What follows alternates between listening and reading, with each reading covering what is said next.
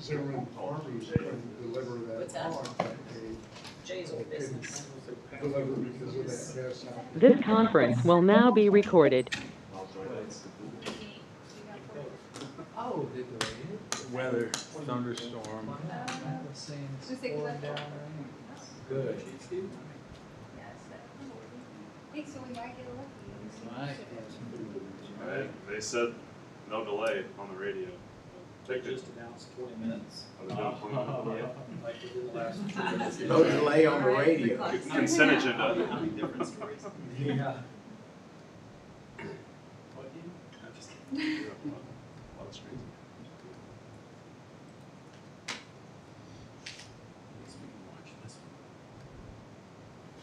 Yeah, those preseason games were blacked out. Or 38. Needed as much.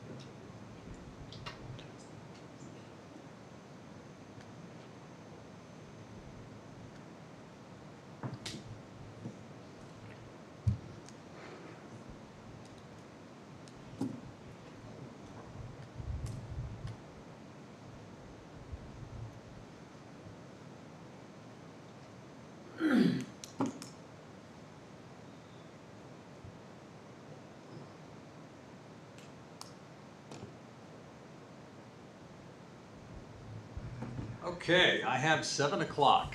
We will call the September 5th DeSoto City Council meeting to order. Start with roll call, please. Tripp, Here. Daniels, Here. Hunter Michael, Here. McBrien, Here. Lane, here. all are present. All right, I would invite you all to please rise and join me in the Pledge of Allegiance. I pledge allegiance to the flag of the United States of America, to the republic for which it stands, one nation, under God, indivisible, with liberty and justice for all.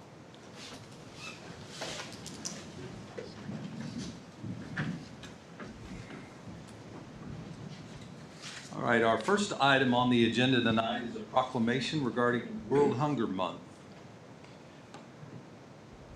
Whereas hunger and food insecurity remain critical issues in our nation, affecting millions of individuals and families, and whereas the City of DeSoto recognizes that food security is a fundamental aspect of the health and well-being of our community, and whereas the challenges of hunger and food insecurity can impact individuals of all ages, backgrounds, circumstances, and addressing these issues requires a collective effort from our entire community.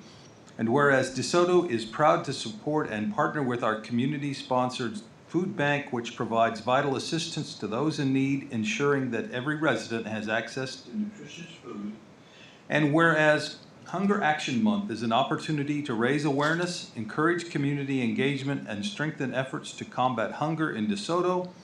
And whereas during this month, we call upon all residents, businesses, and organizations to join together in support of our local food bank to volunteer, donate, and advocate for policies that will help eliminate hunger in our community. Now, therefore, I, Rick Walker, Mayor of the City of DeSoto, Kansas, do hereby proclaim the month of September 2024 as Hunger Action Month in the City of DeSoto, and I urge all residents to take action, support our community food bank, and work together to ensure that no one in DeSoto goes hungry.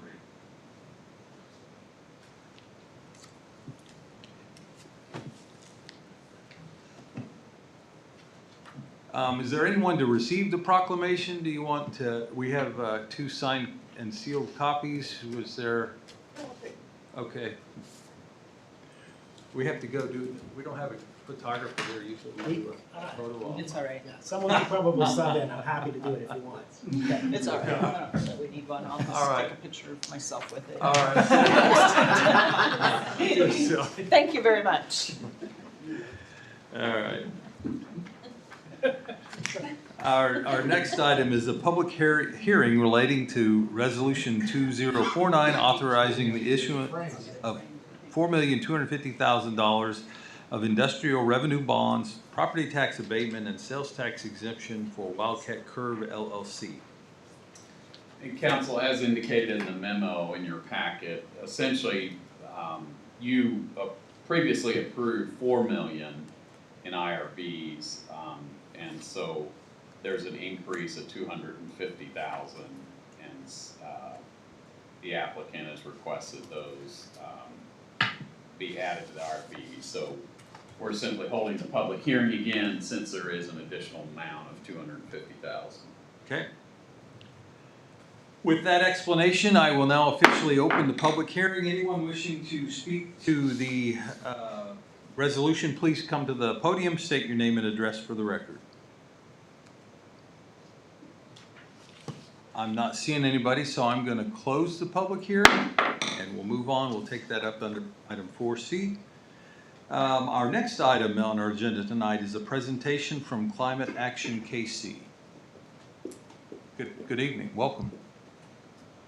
Thank you, Mayor, Council, staff. Thank you for having me. My name is Emily Randall. I'm contracting with Climate Action KC, a 501c3 that is working across state lines within the Kansas City region to help climate action. We work with nonprofit, government agencies, business, etc. We do have a slide presentation that I know Brandon might be working on, but I can stall for now. But It's no in the worries. packet, in the packet. Oh, okay. Yep. There you go. My background, that's right, that's great, thank you.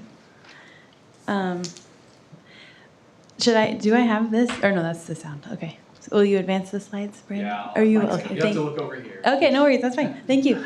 Let me think. So the executive board of the group is shown there on the left. The founding of Climate Action KC really came about when then former Roland Park Mayor Mike Kelly and former council member Lindsay Constance from the city of Shawnee read the latest IPCC report on global emissions and climate change and realized that here in the Kansas City region, local governments had a big role to play and maybe weren't working as cohesively as they could, and just started kind of checking around with other local elected officials to see about collaboration. That was really, I think, the founding story. The photo on the right is just a snapshot in time. It's an old group, but it represents some of those elected officials that were there in the beginning days to really kind of pull together and see what kind of collaboration and partnerships we could form. Next slide, please.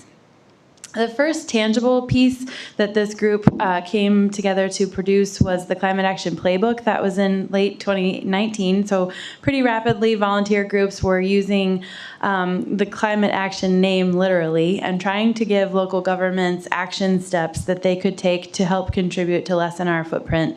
That would be in the case of either leading by example and working on our own municipal operations, or then giving examples to community members who wanted to take their own steps, or then policy change and different ordinances and things like that. My background is in local government. I used to work for the city of Mission and stepped away from there in February as deputy city administrator. And when I was working in Mission, I found this to be a very welcome piece. I think the story has changed. We're all a lot more further along than we were then, but in 2019, these items were a really welcome piece, a tool for us working in the government space. Next slide, please. The next major endeavor was the Regional Climate Action Plan. Climate Action KC partnered with the Mid-America Regional Council to create a guidebook for our local government here to reach net zero by 2050. Those cities that you see represented there were cities that at the time signed past resolutions in support of the Climate Action Plan. The action plan includes a greenhouse gas inventory for the entire region and then strategies across across sectors in each of the areas that contribute to emissions to try to reduce those across sectors by 2050. Next slide, please. This slide actually has an error on it. I recently discovered that these were the targets that were set within the plan. That 2035 goal should be referring to energy generation. Actually, the goal set in the plan was 2030 for municipal operations and municipal governments. And then in the building space by 2040, and then economy-wide net zero emissions by 2050. So definitely ambitious, but there they are. Next slide, please. The largest, when we look at our emissions, the largest contributor to that are our buildings. We do all of the things we do in buildings, so both residential and commercial. And so next slide, please. We at Climate Action KC launched the Building Energy Exchange, Kansas City, and the Energy Exchange model is one that you'll see around the country. There's one in St. Louis, for example, New York, several others, and it's just a network of people that are looking at how to build better buildings and to reduce emissions of those existing. The photo there is the executive director, Ashley Sadowski, and she is an architect working with other architects, property managers, contractors, trying to skill people up to work on higher efficiency buildings, but also real estate professionals, people that are interested in taking advantage of the federal dollars that you can stack together to really make a building perform quite a bit better. Next slide, please. The next largest slice of the emissions pie is from the transportation sector, again, from both individual transportation and commercial and fleet vehicles. Next slide.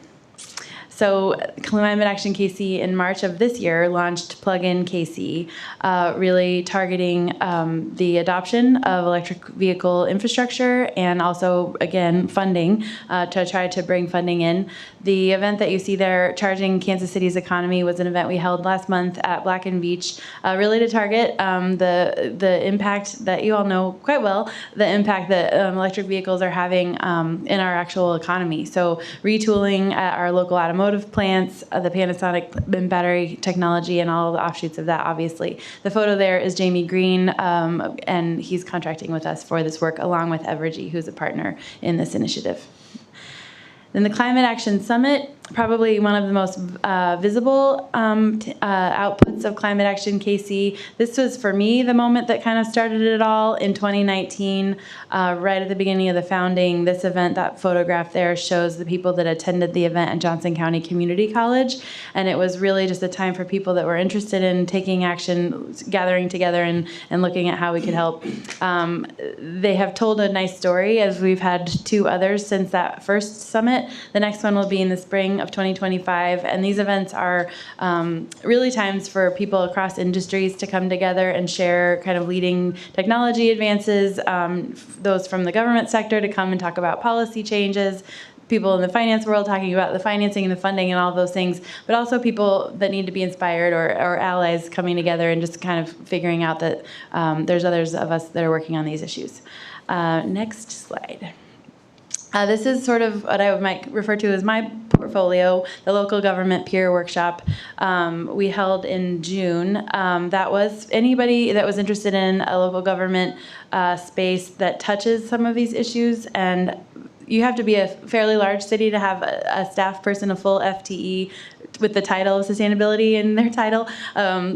Most of us are wearing other hats and doing this on the side, and whether or not all of these initiatives are a priority of the local governing body, some of them make good sense no matter what community you're coming from, and Climate Action KC really thinks that there's a role for us to play in helping reduce the amount of staff time spent on any of these issues. So, you know, people are at this same moment looking at EV charging for their community center parking lot, for example, or we're switching our streetlights to LED, or we're rolling out additional composting programs to our residents, or we're working on our tree canopy, or any of those things. And we don't want to have a staff person that's juggling a lot of pans in the fire to have to start from scratch on each of those. So Climate Action KC would really like to just build our network of local government contacts, both elected officials and staff, to be able to just pick up the phone quickly and say, we've got this opportunity up the road. If anybody would like to work on it, jump on board. We have a couple of examples of that we've done so far, and we're interested in just kind of carrying that load and expediting work and making it more efficient by joining people together when it makes sense. Next slide, please. So at this workshop, I asked the people that attended to just kind of jot down the next kind of up 3 projects that they're working on to see if there were similarities. And you can see just the range of projects there that people were working on and some similarities across the board, but also a lot of variety. I highlighted that EV charging stations item. This was an example. We called it Connecting JOCO. Climate Action KC was thinking about the carbon reduction program grant that was opened by the Mid-America Regional Council and wondering if there wasn't an opportunity to put a grant forward to bring EV chargers to cities.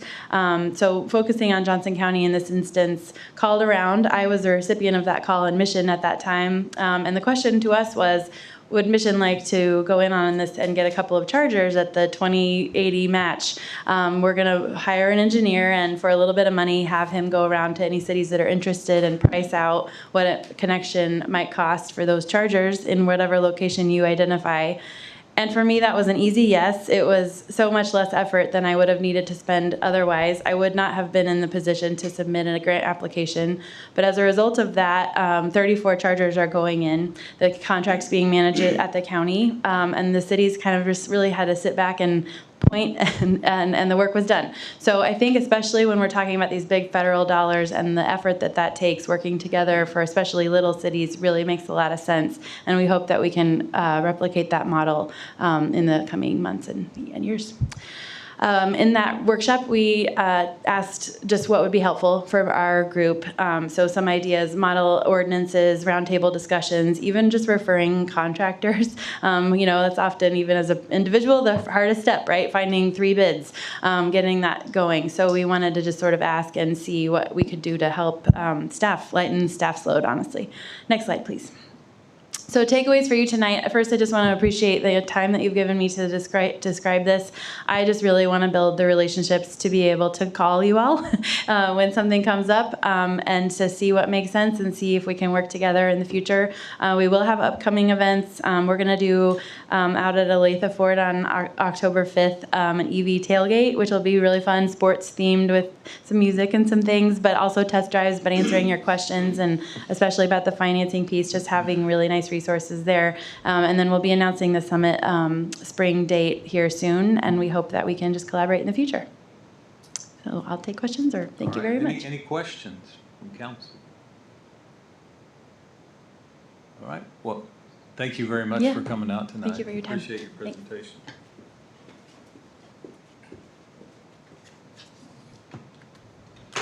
All right, our next item tonight is our consent agenda. Tonight on the consent agenda, we have approved the minutes from the August 15th City Council meeting, approved pay ordinance number 980, approved ordinance 2625 for no parking on portions of 82nd Street, and approved ordinance 2626 granting 3-year 5% franchise agreement to AT&T. Is there any item anyone would wish to remove for further discussion? Or can I have a motion to approve? I'll make a motion, we approve the consent agenda. I'll second. All right, we have a motion and a second. Any discussion? Roll call, please. Tripp. Yes. Daniels. Yes. Hanamichael. Yes. McMoran. Yes. Lane. Yes. Motion carries. All right, our next item is call to public. Members of the public are welcome to use this time to comment about any matter relating to city business not on tonight's agenda. The comments that are discussed under call to public may or may not be acted on by the council during this meeting. There's a 4-minute time limit. Does anyone wish to address the council under call to public? All right, I don't see any, so we will move on. Item 3A is consider proposal from Weiss Research Group for a community center feasibility study.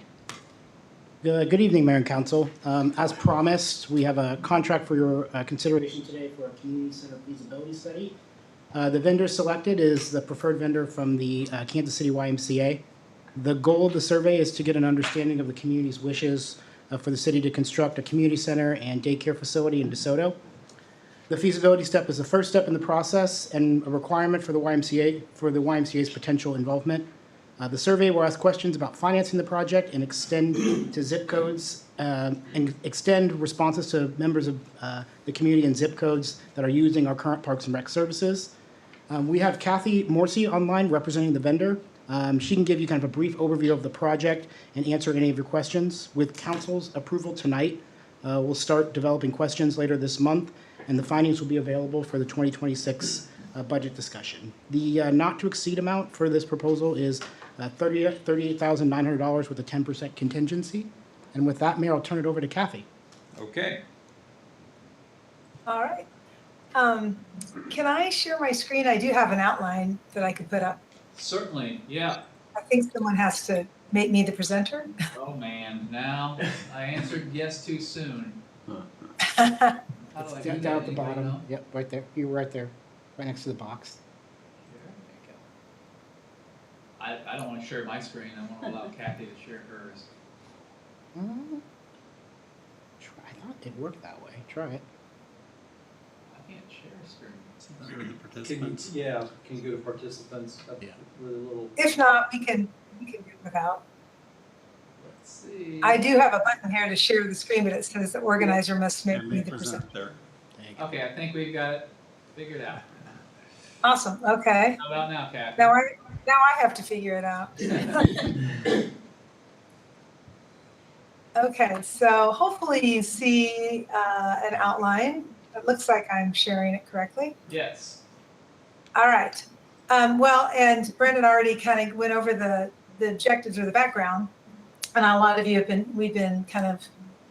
you have a more detailed proposal than this, but basically just to kind of recap what we're doing. And then I guess I should say, I wanted to introduce the firm. Like Brendan said, we've worked with the YMCA of Greater Kansas City on several different studies similar to this, but each one is a little bit different and unique. So, but we're a full service market research firm in Omaha, Nebraska. We've been in business for over 50 years. I myself have been doing this longer than I really want to say, but I will suffice it to say over 35 years. And with WEC.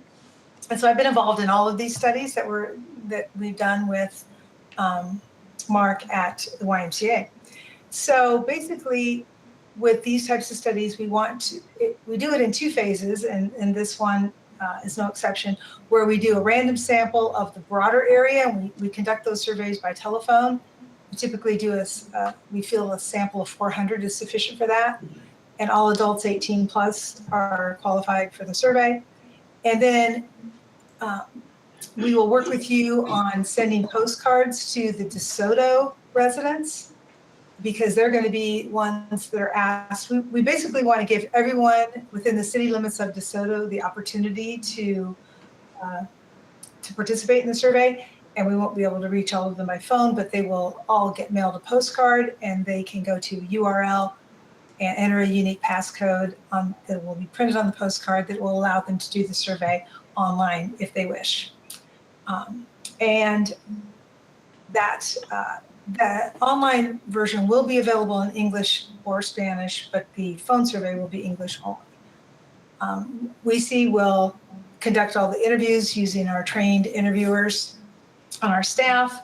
And then for the online portion, we'll provide the survey link and passcodes and host the online data collection.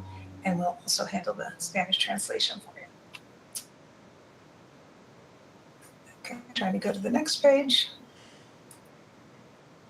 Oh, here. There we go. I think it went. All right, so the survey, like I said, each study is a little bit unique, so we'll collaborate with those of you who are going to be charged with working with us on the survey. We have a pretty good idea of questions that we need to ask, but your specific objectives that are unique will also be taken into consideration.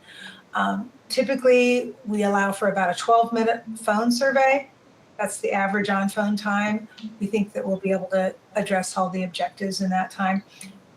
Usually it takes a little less time online to do a survey. Usually a 12-minute phone survey might translate to an 8 to 10-minute, maybe 8 online, because it can go through that a little quicker. Then the deliverables and what we'll be doing, we'll be taking the data, analyzing the results, generating crosstabs that we'll provide to you as a reference document. But then we'll take those tabs and the statistical analysis, prepare a summary report that graphically presents the results and discusses key findings.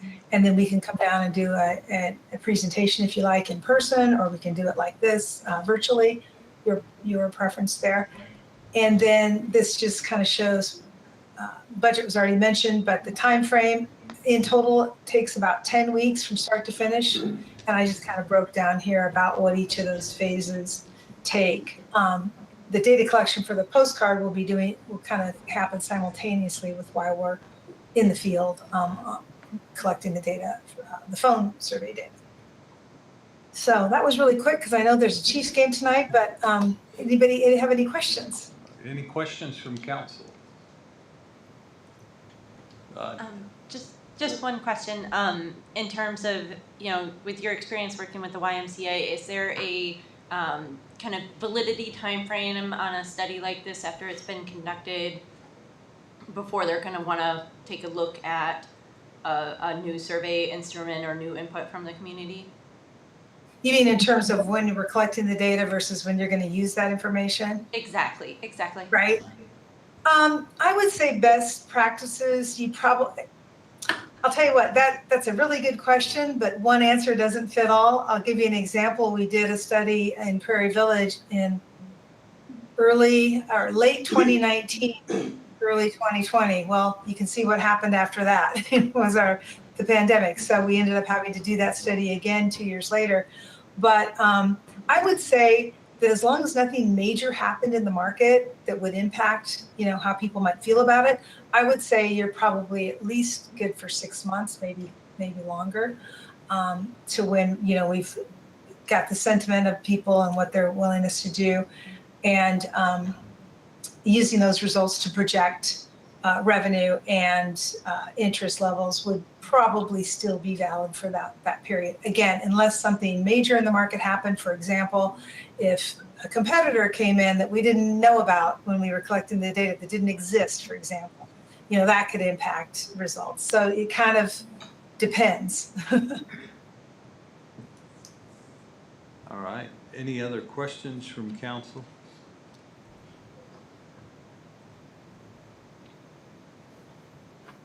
If there are no questions, I think we're ready to take action on this. Someone want to make a motion for? I'll make a motion, we authorize the city administrator to sign agreement with Police Communications for community center feasibility study in an amount not to exceed $38,900, plus or minus 10% contingency. A second. All right, we have a motion and a second. Any discussion of the motion? Roll call, please, Brandon. Tripp, Yes. Daniels, Yes. Michael, Yes. Lane, Yes. McBride. Yes. Motion carries. Thank you, All right. council. Right. Item 3B, consider City Hall renovation project. Thank you, Mayor. Mayor and Council, SFS Architecture are the firm that we've been working with for a little over a year now, has completed the construction drawings. The design of the City Hall renovation project is now considered complete. They are working on a small addendum currently due to some plan review comments that we generated once they sent it to the building department for an early review, just to make sure that the set that's potentially going to be bid is the most current thing. They estimate those to be completed in the next week. They pertain to a couple of occupancy sensors and a little bit more detail on some plumbing plan within the drawings, so that way we can get the most accurate bid. That way the contractors that are bidding it have the most accurate drawings possible. The cost estimate hasn't changed since the 50% construction drawings. They're still showing a construction cost of $3.6 million. The total project cost would be $4.9 million, but that does include $536,000 worth of design fees that have already been allotted, already been paid.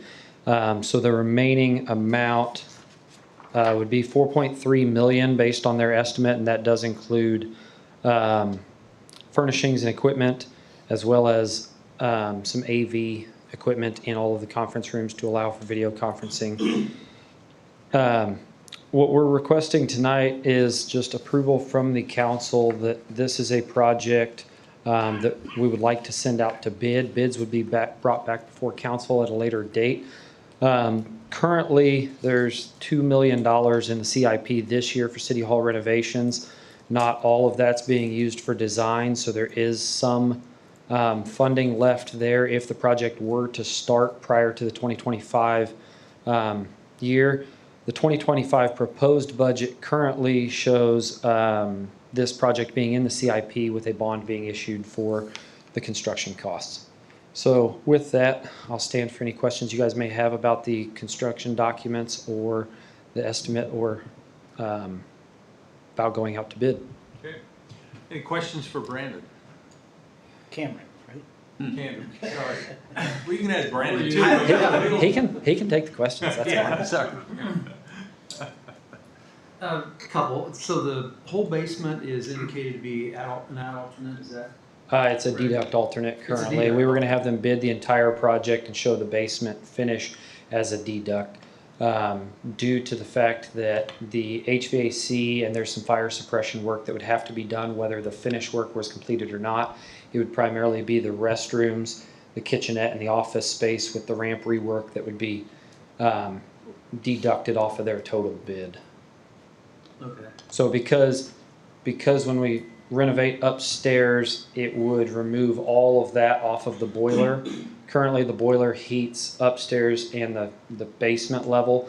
It would choke the boiler down to the point where the boiler would no longer be operational. So therefore, we wouldn't have heat in the basement. So the HVAC part of that scope would have to be completed regardless. So we just had them draw the plans and specs up to have it as a deduct alternate for the actual office and restroom, kitchenette finish work in the basement.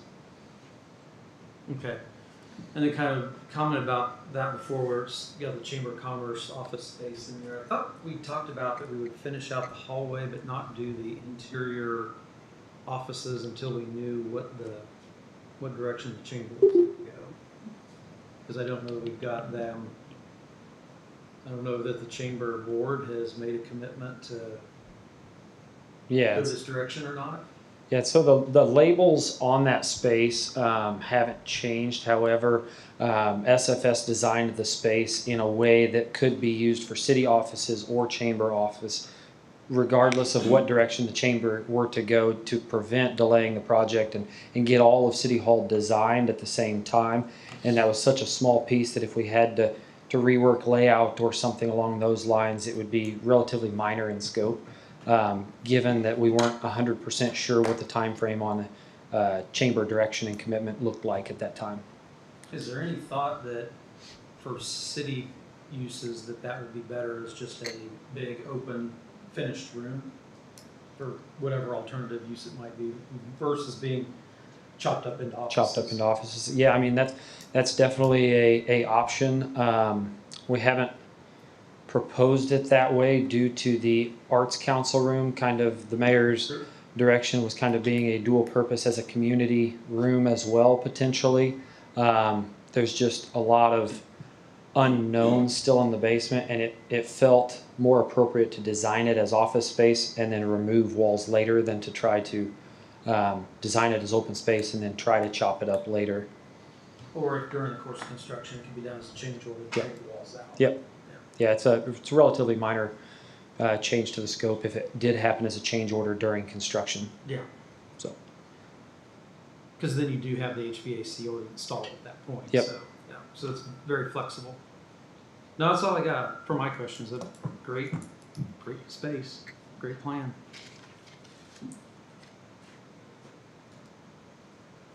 Anyone else? Any other?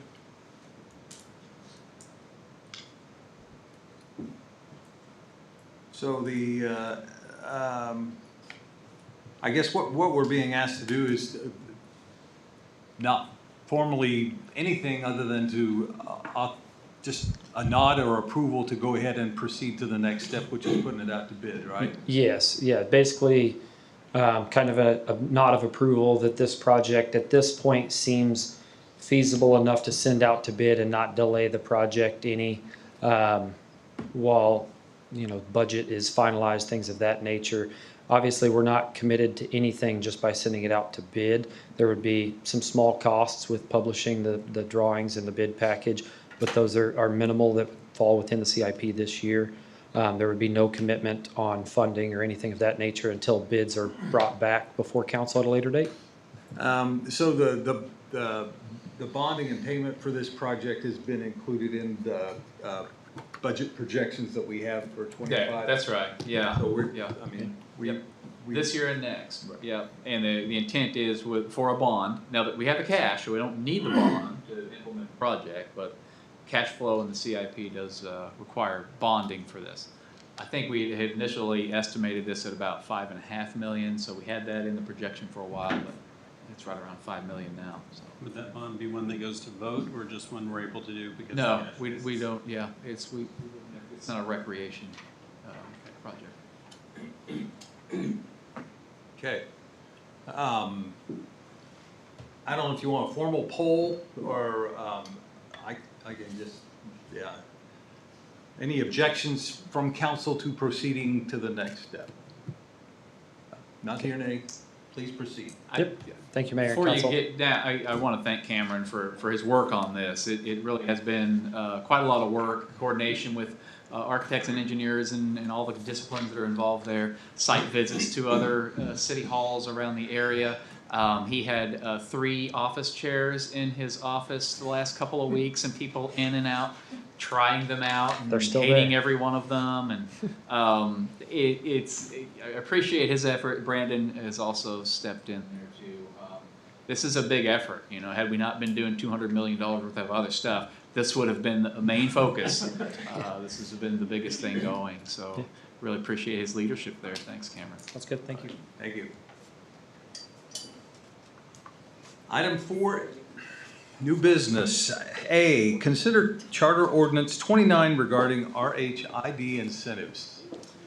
Yes, Council, as we've discussed here at the council, there is a statute that allows an economic incentive. It's called the Reinvestment Housing Incentive District. It works very similar to a typical tax increment financing, except there is no protection to the school district, and the state statute, as it reads, either the city grants 100%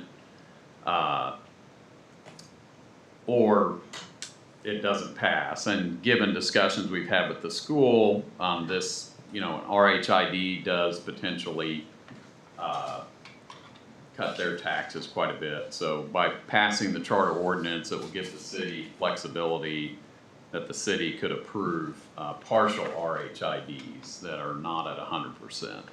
So recommend that you move forward on this because we do have a few applications in the pipeline that have asked for RHID. Okay. Just a curiosity more than anything else, in your putting this together, I don't know if you polled other city attorneys, have any other cities adjusted the RHID or chartered out of that? Yes, there have been, I believe Edgerton for sure has, but not sure specifically of others, All right. but pretty common thing. Yeah. Any questions from council? This allows us the flexibility to do something other than 100%, which is, flexibility is always good, right?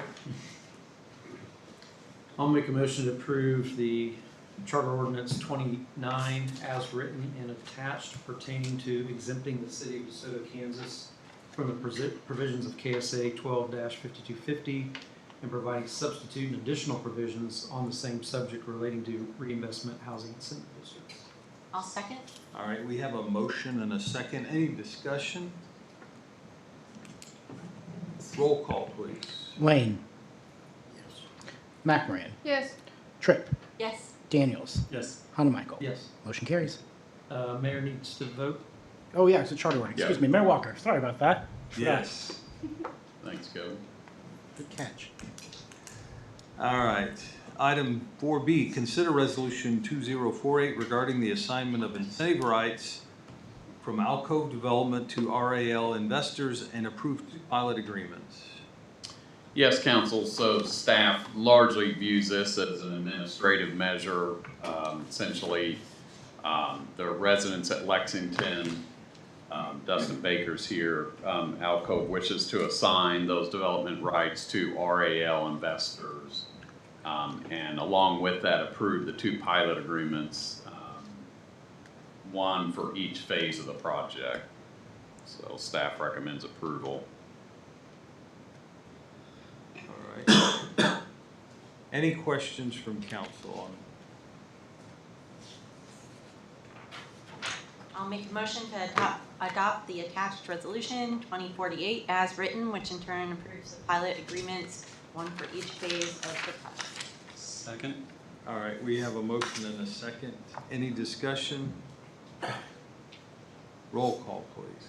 Tripp, Yes. Daniels, Yes. Hanamichael, Yes. McMorran, Yes. Lane.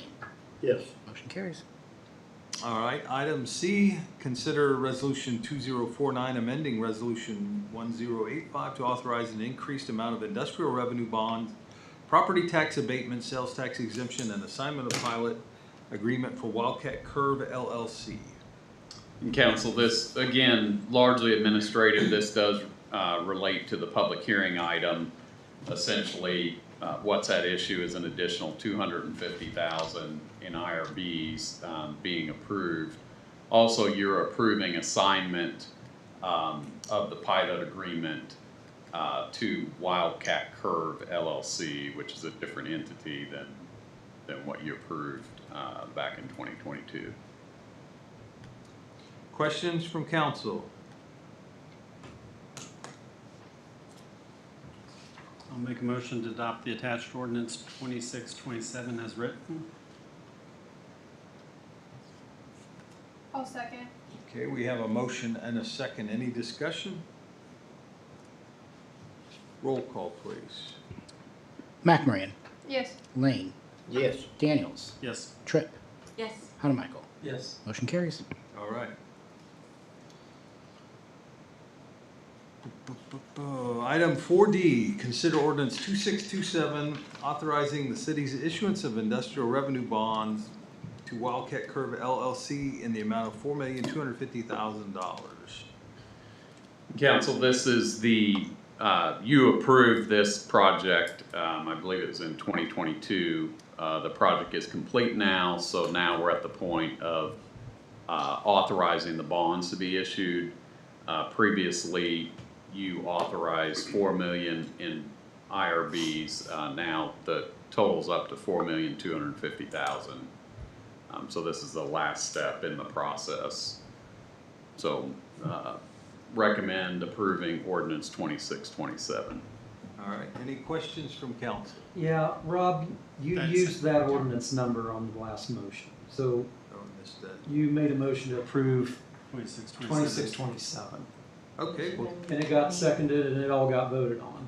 So now we just need So now we really need to do 2049. 2049. And it's resolution 2040. And it's a resolution. yes, okay. Good point. Yeah, well, I thought maybe I heard it wrong, and so I was going back to check the agenda, and I didn't get it checked until after everybody. I didn't think get back to I it think I after tapped on the everybody- right name, but it came up with the wrong doc. Yeah. So I'll make a motion to adopt resolution 2049 as written. All right, I'll second. we have a motion and a second. Any discussion? Roll call, please. Tripp, Yes. Daniels, Yes. Hanamichael. Yes. Lane, Yes. McMorran. Yes. Motion carries.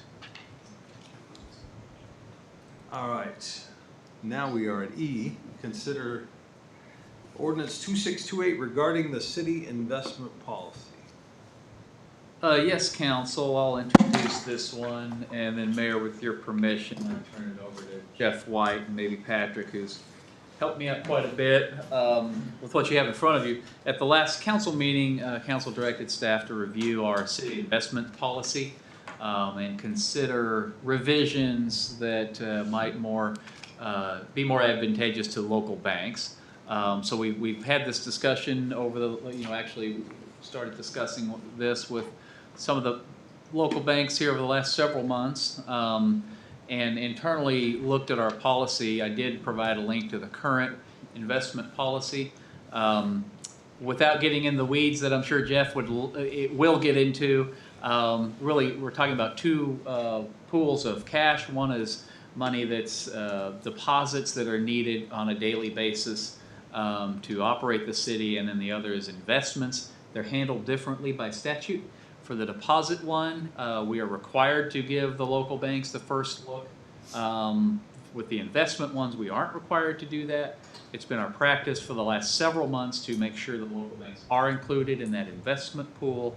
But we want to memorialize that in our code. So largely the code that's in front of you, the red line changes, really address just memorializing what has been our practice for the last several months.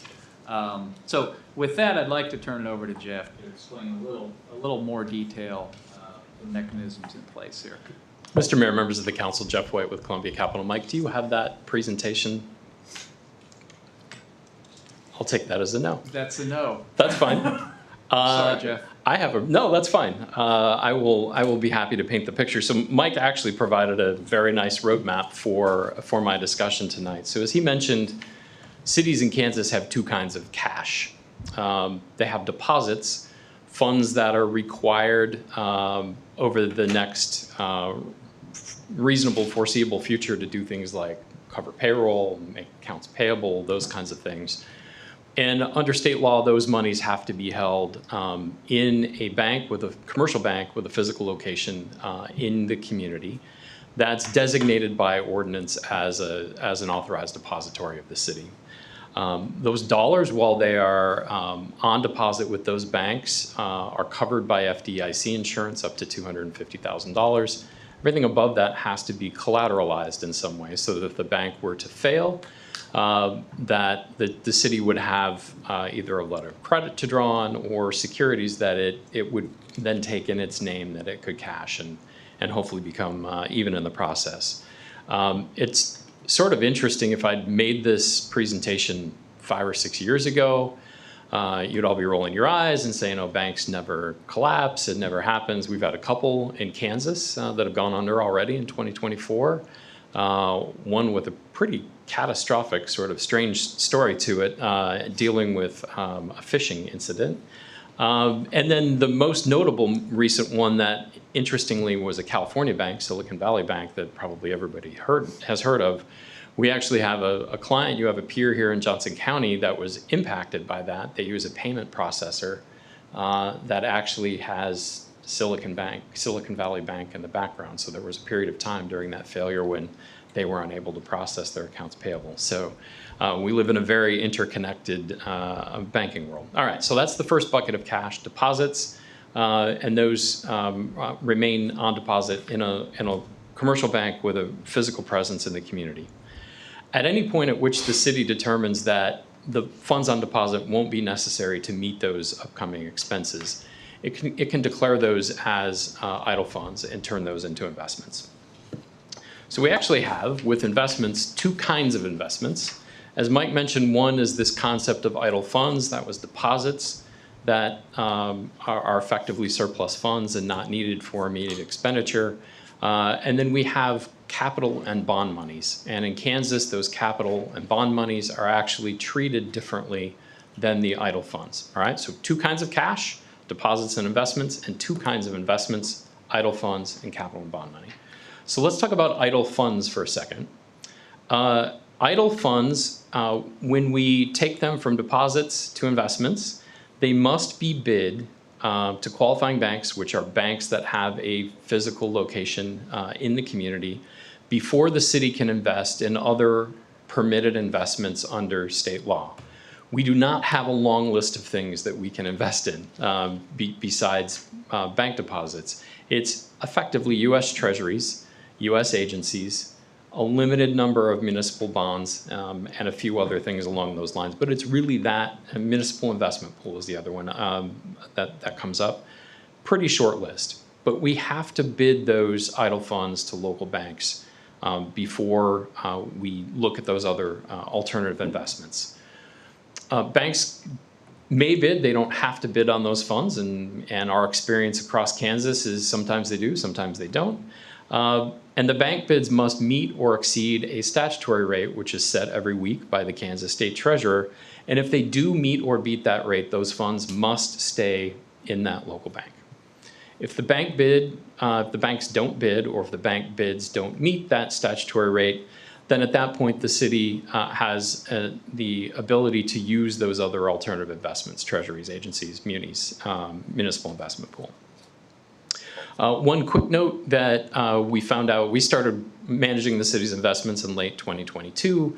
When we did this first bank bid in the spring of 2023, we learned working with Tri-Century that their sort of investment back office uses a program called CEDARS, and the CEDARS program nationally has very specific lengths of time, which I will call tenors, 28 days, those kinds of things that that allow them to be more competitive on their bids.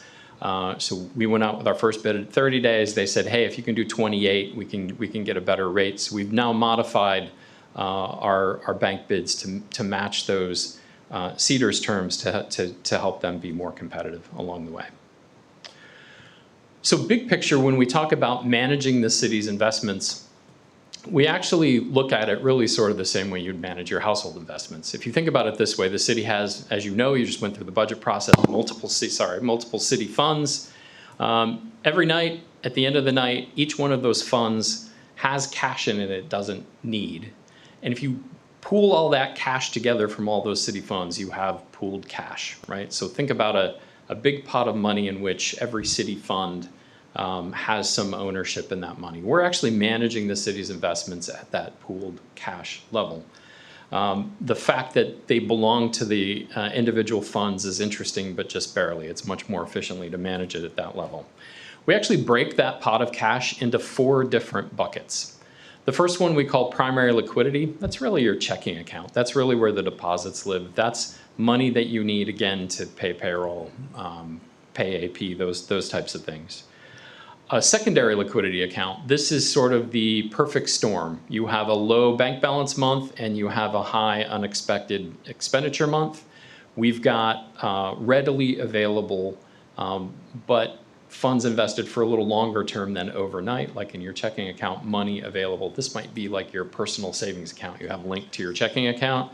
Credit card bill's bigger than you think, transfer some money into savings so that your checking doesn't go negative, right? We have a bucket we call capital and bond, and that's exactly what it sounds like. Money that is set aside for capital projects, equipment reserves, and also proceeds of temporary notes and bonds. And then the last bucket we call income. That last bucket is all the other cash that isn't needed to meet liquidity needs or pay for projects or those kinds of things. The purpose of that income portfolio is to generate interest income that then inures to the benefit of all those city funds, which allows you to have an additional revenue stream and not ask taxpayers and ratepayers to contribute tax dollars and rate dollars to pay for city services. So we do our very best within the constraints of state law and good investment practices to generate as much of that income as we can. So of those 4 buckets, sub-portfolios, 3 of those are subject to that bank first look, that idle funds requirement.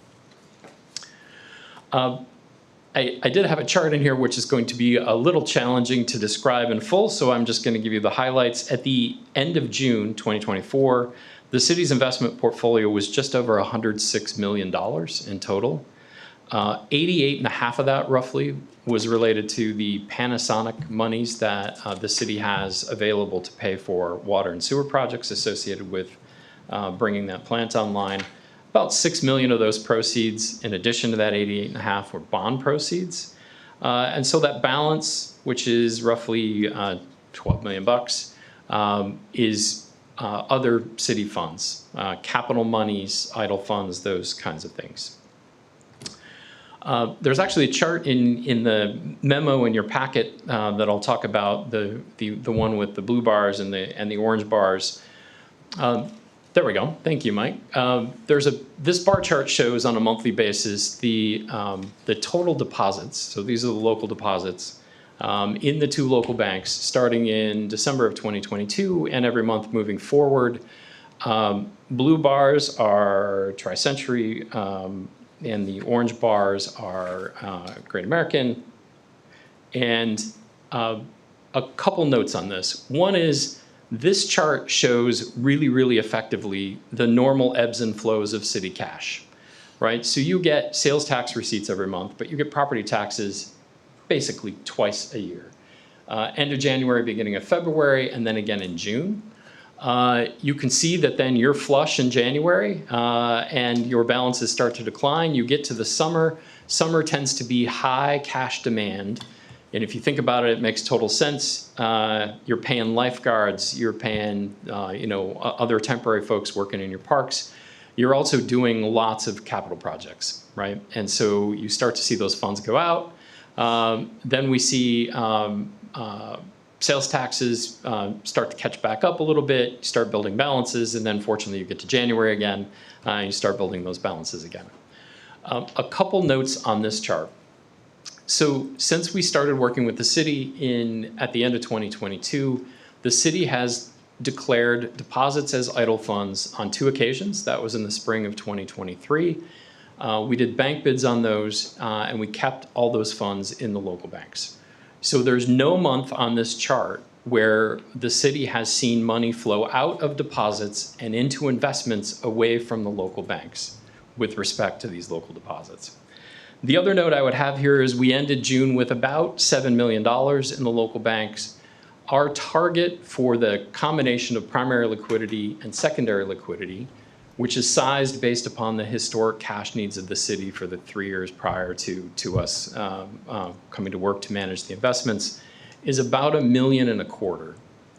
And so we think there's actually probably $3 or $4 million in those deposits in those banks today that probably should be declared as idle funds, subject to the bid and put to work in investing. So that's the big picture: 2 kinds of cash, 2 kinds of investments, overall strategy in managing the city's funds, the approach that we use to make sure that we comport with state law with respect to those bank bids. The last thing is bringing you current to this item tonight. As Mike foreshadowed a second ago, the changes you see in the ordinance codifying the city's investment policy really are to put into place a pilot that we started last month where, in addition to bidding the idle funds, that investment type number 1 to local banks, we're also including the local banks on investment type number 2, which is those capital and bond monies. The process is a little different with investment type number 2. We bid the banks at the same time as we bid other kinds of securities, and the award there is to the highest bidder, the highest yield to produce the best return for the city. Consistent with our approach on bidding idle funds, we also will try our best to use those CDARS tranches to make sure that if the banks are using CDARS, that again, we give them the best opportunity to have competitive bids with respect to those bank bids going forward. So with that, we're certainly comfortable with the change that you see before you, and as Mike noted already, started putting that into practice. It worked well, and we look forward to doing it in the future. Mr. Mayor, happy to try to answer any questions. Are there any questions from council for Jeff? I think a simple one. So the change to go from the 30-day to the 28-day to accommodate CDARS and Tri-Century's request, I take it that doesn't disadvantage anybody else, does it? It doesn't. Okay. No. In the Treasury and the agency space, well, first of all, on the idle funds, the banks get the first opportunity to review those funds in any event. So it doesn't disadvantage anybody because it's really just them getting that first opportunity. And then on the other, the U.S. government issues treasuries and the U.S. agencies issue their own debt on random days. There's no sort of set schedule. So you may have a treasury maturing on 12/3 but not 12/4, for instance. So it doesn't. It's sort of a random assignment of when those maturities come due. Okay. No question. All right. So You mentioned you've just started bidding out other investments at the same time as in the pilot program just last month. So again, two kinds of investments. The idle funds, on the occasions that the cities declared those, we have used the statutory process and given the banks the first look consistently with that. And then with respect to the other dollars, yes, started that last month to include them. So my question is, in your 2022 agreement that was signed in May, it states that the advisor will ensure the city is compliant with all Kansas statutory requirements, including KSA 12-1675, giving local banks a, quote, first look at city investment opportunities. Correct. It does not state different pools of investments. It does not state Sure. others. It doesn't state that you'll give it at the same time as somebody else. It says for the investment opportunities. Yes. Generic. Yes. Investment pool No, one, it says pursuant to 12-1675. So I mentioned 3 sub-portfolios. Okay. Well, let me go one step bigger. 2 kinds of investments. Idle funds, subject to 1675. Capital and bond proceeds, subject to 10-131. Completely different statutory framework. So we have 100%, without any equivocation, followed state law and followed our own contract with respect to the treatment of local banks with respect to the bidding of idle funds. We don't just do that here. We do that with the other 12.5 Kansas clients for which we manage money as well. We take that incredibly seriously. A lot of cities don't. I can tell you straight up, having come into places that did their own investments, we take it very seriously. If I could just add too, quite a while ago, this came across my desk as kind of looking into this, and there was some suggestion at some point that, well, could we, in the interest of keeping money local, could we lower that statutory investment rate? And unlike the charter ordinance we just did, the KSA 12-1675, that is a uniform statute, applies to all cities. We cannot legally accept a bid for an investment that is below that level. That's very clear. The league takes that position. And like Jeff says, I think there are communities, maybe Travis can speak to it, because I know that I've talked to Travis about this, other communities that don't follow this, but they should be. That's, that's kind of the benchmark that we have to make sure, that's met by any bids by the local banks. So we don't have really any flexibility there. The other sort of legal thing that we've discussed is the prudent investor standard, and that's a more malleable thing, but essentially, the city's holding money of taxpayers, so we are kind of holding the money in trust, so to speak. So, we have to make sure that when we're doing investments, we can show that we are acting as a prudent investor, which means we are, earning monies on the public's money that we are holding. So I just wanted to add that sort of to the mix. Any questions? We have 2 folks from the banking community in DeSoto. I would invite either of you to offer any comments. Have these guys seen the proposed revision, the red lines? I'm not aware.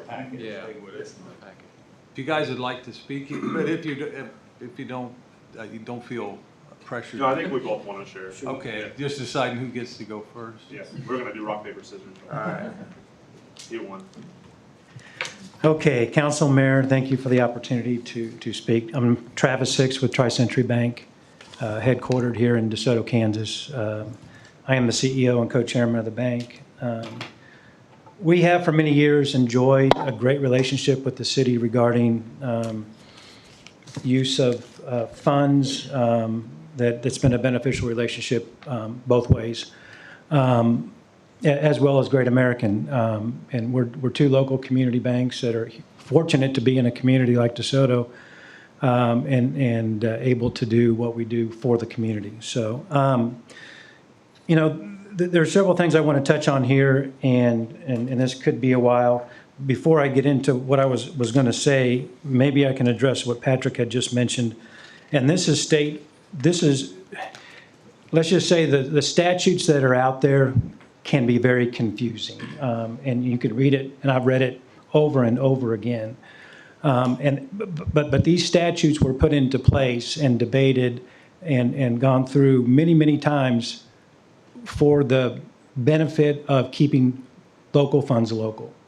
And if you read through the statutes closely, it says it over and over again about how local funds should be bid out to the local banks first. Now, you can interpret some things differently, which there have been some interpretations differently, but I've got some information here I'll share with you. This addressing the rate, that the statutory rate, and this is straight from the Kansas Pooled Money Investment Board, which the treasurer is the chair of, the state treasurer. If the financial institutions will not match the statutory investment rates, municipalities may invest in their local banks, okay? It doesn't say they can't, okay? This is very clear, and I'd be happy to share this with you if you want to look at it. That's one of the, actually, since you mentioned that, do you see the revision there where we've changed that to city shall invest in the alternative investments, because that's the law. And like I said, it wasn't, I put out a inquiry to the city attorney listserv all over Kansas and checked with the league, and everybody uniformly said you've got to meet that rate. I guess there's a different interpretation of that. This is from the state site that manages state funds, and it clearly states that it's a may. And I noticed that the wording was changed in the policy. Instead of may invest in local banks to shall invest in alternatives. So it's made it more restrictive to invest in the local banks. And I do have a letter or an email I'd be happy to share as well from Kathy Taylor, who is the general counsel of the Kansas Bankers Association, who addresses both CDARS and ICS, which is reciprocal deposits, that is in statute to be allowed as an FDI-insured product for banks, number one. And number two, talks about public funds in general and not segregating them into buckets. I know there are several, we talked about it earlier, but the public funds in general are public funds, and there's been some interpretation different ways on do the banks get a look at it. But I think if you look at the statute, it clearly states that banks should have a look at every fund that's out there, public fund. While I'm talking about that, I did want to talk about, there's a memo that Columbia Capital had produced for this meeting, and talk about the bids. So here are the opportunities that we've had in the last year. In May of 23, we had an opportunity to bid. And in June of 23, we had an opportunity to bid. It was the last time we bid on anything, okay? There's been tens of millions of dollars flow through the Panasonic agreement into DeSoto. We have not had one look at. I've asked for it, but we've not had one look at it, not one. Okay, so the bid that came up in May of 23, May 1 of 23, and I'd respectfully ask that this memo be corrected because it states that Tri-Century Bank won these bids. Incorrect. We did not win these bids, okay? There's $2.7 million there, and the reason we didn't is because I was told that we don't accept CDARS or ICS. I asked Columbia, why do you not accept CDARS or ICS? And they replied, it's a gray area, we don't accept it. Well, it's state statute. It's a reciprocal deposit. So my point is we've been restricted from, if you will, from participating in some of these. So I'd like to at least in this memo get this correct. It's a public document. We did not win those bids. We do not have those terms. You can turn to the next page and see what we had in July. If we would have won those terms, we would have had the money in the bank. I've got 2 years of statements here that show that. In June, the next bid that came out of 23, we bid 4.78% for $3.131 million. Okay, we won that bid. It was a short-term bid, and we hit the statutory rate. It says in here we did not hit the statutory rate, and it says in here we've never hit the statutory rate. That is incorrect, so I'd ask that that be updated. I have the statutory rates from those dates from the state of Kansas, and the statutory rates were 20 basis points below what we bid, okay? I don't want to go into a lot of other detail, but I do want to make sure that we're aware that we're not necessarily getting the fair shake at the bids that are coming in. And by the way, that 30-day bid that we won was gone the next month. So, and until just last month, a few weeks ago, we've not seen another bid. I do have the supporting documentation. I've got the deposit rates that were bid at the time. I've got a letter from the general counsel at the KBA stating Cedars and ICS are acceptable statute products, as well as classifying capital monies as public funds. They are public funds, and they should be treated as public funds. With all that being said, as a community bank and a community banker in DeSoto, we are at a point in time in this market that this market needs your banks to be out there lending money. And how do we lend money? We lend money from deposits. Deposits provide the funds for the development down the street, the construction loans that we make, the business loans that are out there, the consumers that are getting loans. It is very important for banks to have the funds, and it always has been. So I will leave it at that. I'll take some questions if you have any. I know Matt wants to speak, but I do want to leave it as, you know, you've got two excellent, strong community banks in this community that are wanting not only to bid on these funds, but should have the right to bid on these funds.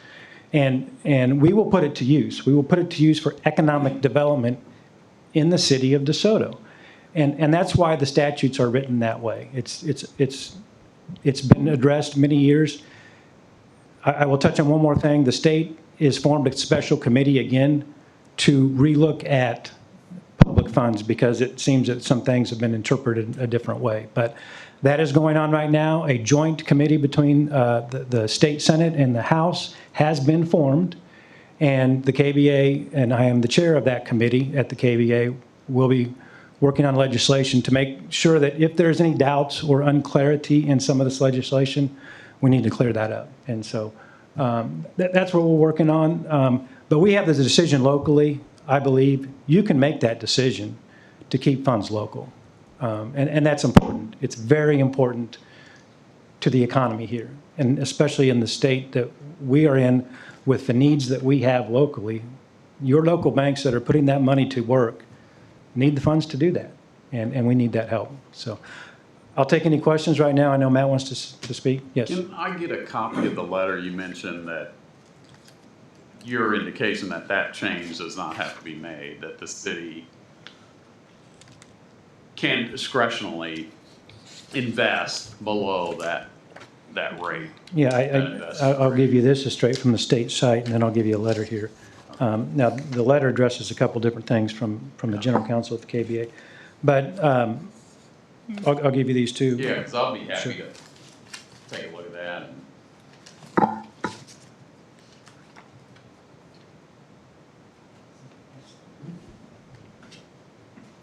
And Anyone have a question for Travis, Mr. Hicks? Thank you for your time. If you have anything else, please feel free to reach out to me. I'll be happy to talk about. I'm passionate about DeSoto, and I'm passionate about banking, and I think it's just the right thing to do. So, thank you. Thank you.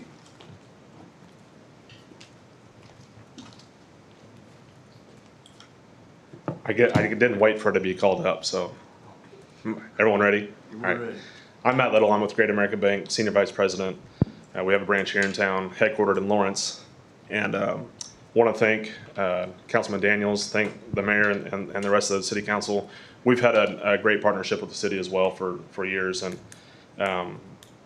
have been able to use your deposits right back out in the community. As Travis shared, I am not legal by any means. I don't like reading through contracts. That's what attorneys are for. But I am a person that lives here in DeSoto. I strive for great community service from our bank. And Travis hit that nail on the head that the banks, we have had 3 opportunities to bid since 2023. The first opportunity to bid that came out was great. There were a lot of different terms out there. We bid on those. We won a couple of those bids, and we used the Cedars product as well. I was a little bit new to that bidding process. When we won those bids, I shared with Columbia Capital that we'd be putting those into Cedars. They're fully insured by the FDIC. And then once I got notice back from our Cedars rep, said those terms don't exist in Cedars. And so we had to use a different vehicle to pledge and insure those deposits, which we're still carrying today because they were 18-month CDs. And so while we were happy to win that bid, when I shared with Columbia Capital that, hey, we're not going to do Cedars, they don't have those terms available, we're going to purchase letters of credit to pledge against those, the response was, well, we don't really like Cedars anyways. We don't prefer them. Okay, so I'm glad to see that Tri-Century pushed back a little bit on that to help get those tranches set up in the more favorable terms. On that flip side, though, the most recent 2 bids that we've had, one was a 30-day bid, one was a 28-day bid. The most recent bid we got was a 28-day, invitation 28-day for $15 million.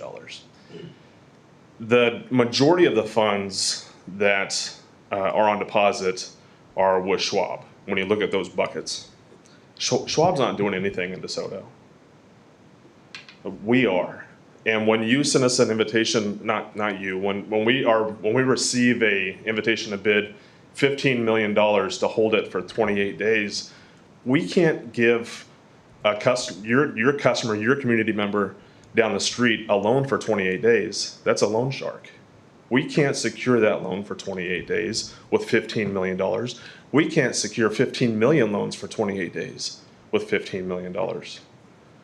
So it's not favorable to your community banks. The bids that are being placed out there are, if we win those bids, we're going to go out of business. It's your job to be good investors, to be prudent investors of the city's money. It's our job to be prudent bankers. We are a member of the community that the city serves, and the city is our customer. So it's a reciprocal relationship. And we trust the city to do the right thing. I'm not going to read your contracts and call you out and say, is this right? I'm not going to read the investor contracts because that's not my forte. My job is to make sure that you have access to your funds and that your community members have access to loans and deposits in your community. So I trust you to take care of your business, just like you trust me to take care of our business. And the only thing that boils down to is making sure that if there are funds available for deposit, we get a look at them. Now, if you put out $100 million in bid to Great American Bank, we're a $440 million bank. We can't take $100 million in deposit. We're not going to make a bad business decision to take all your deposits on. We make a business decision every day just like you do. We have to be good stewards of our money, good stewards of our customers, just like you do. We just want a fair shot. We want to be able to look and not at 28 days at a time, when we have to rebid it every 28 days. Or in Tri-Century's case, they win a 30-day bid and then don't see it the next month. It didn't come up for rebid. And it probably got reclassified in the pool, which that's business. But we haven't seen favorable bids since the initial bid came out. So I appreciate the business that we have of the city. I love living in DeSoto. I want to continue to live in DeSoto, and I want our banks to prosper, and I want the city to prosper, and I want every small business that comes through the door that gets a license from the city of DeSoto to come into the bank and say, I need a small business loan. I'm gonna start up an economy here. I wanna contribute to the economy. And we can't do that without depositors. Or we're going down the street and borrowing money to lend it back out.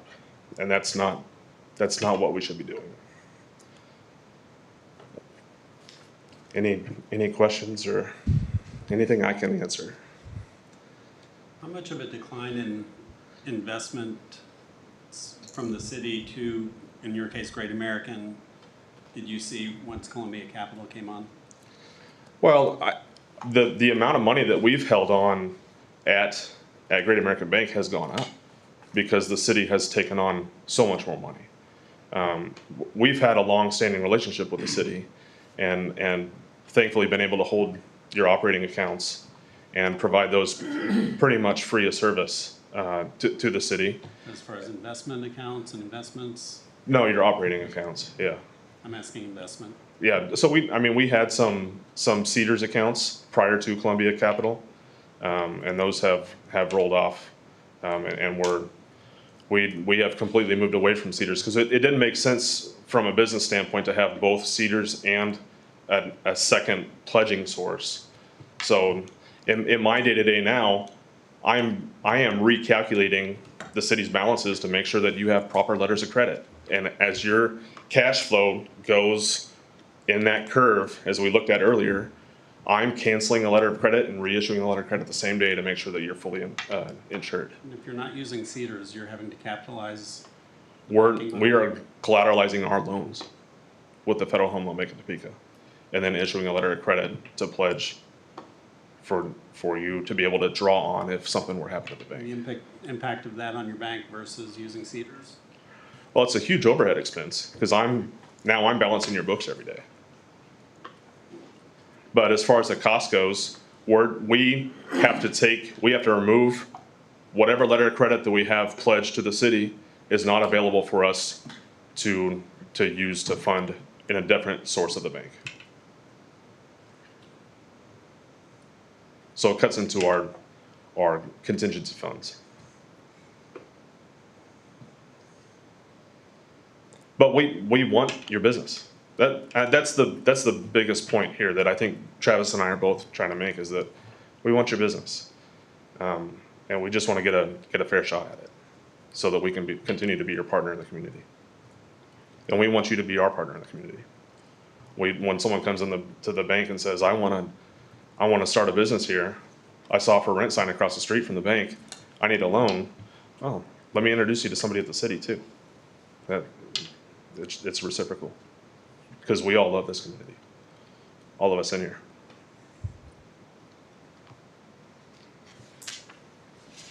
Any questions for Matt? All right. All right, thank you very much.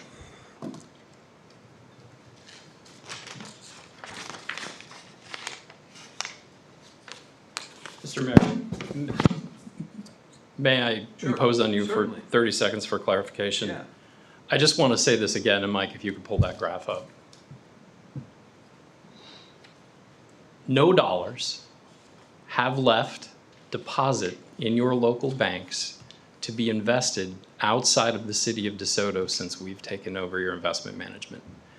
Just because Bank A had $3 million on deposit last month and has $2 million on deposit this month doesn't mean that $1 million got sent to a treasury security. It means that you used it to pay for operating expenses, to run payroll, to pay vendors, to pay a contractor.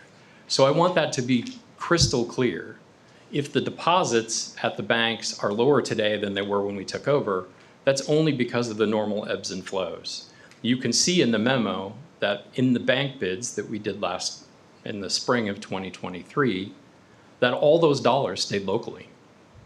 All those dollars were replaced in banks. We had some move from one bank to another because they bid different rates, but those dollars stayed locally. So I do want to make that clear that, again, just because a bank sees money flow out in deposits doesn't mean there's anything nefarious happening. It's just this, right? It's your normal cash flow cycle. The other point I wanted to make, and I appreciated Matt bringing this up, is the reason we have two different kinds of investment statutes. We have the idle fund statute, we have the capital and bond statute, is there's fundamental different investment approaches. The reason that we bid $15 million for 28 days is because Mike's engineers and contractors are spending money hand over fist on that Panasonic project.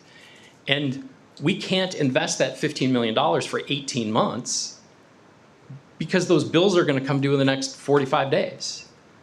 So with a capital project or a bond project, the statute recognizes the investment approach is different because you start with a big balance and you end with zero because you put cash into a physical asset.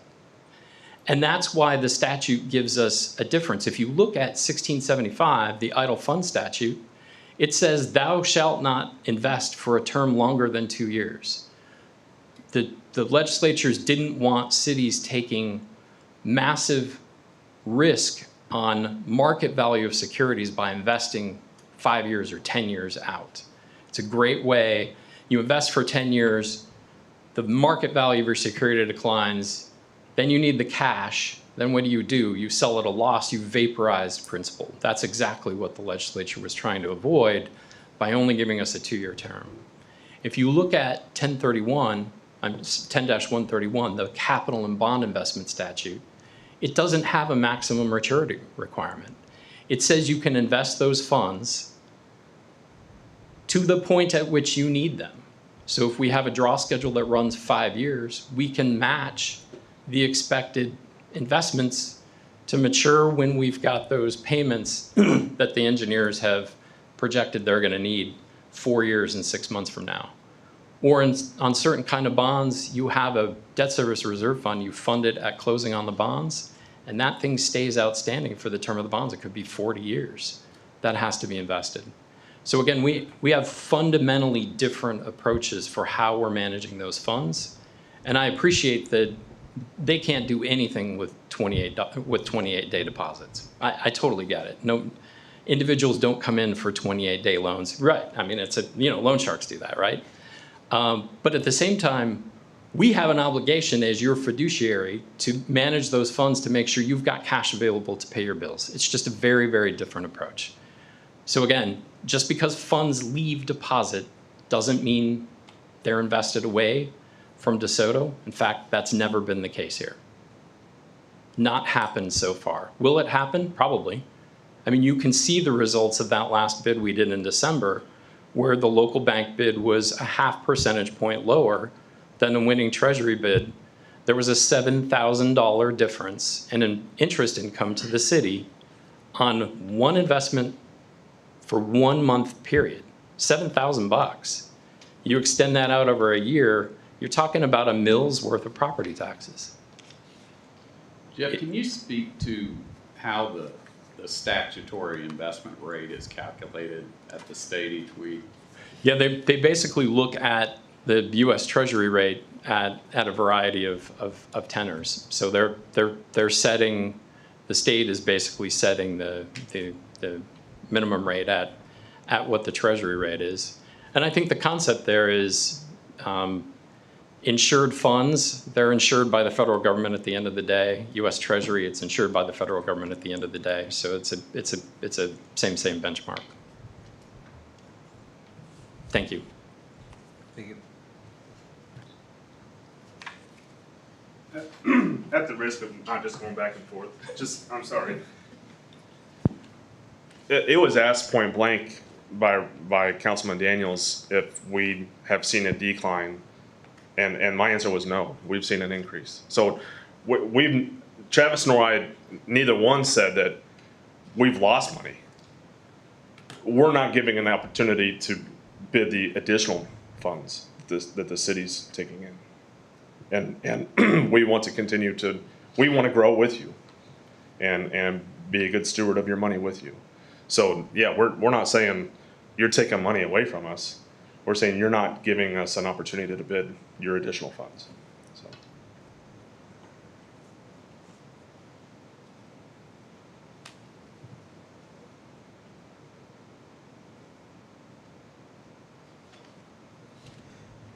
All right. Direction, I need, so we have a potential ordinance ahead of us that I think we've got some additional information on.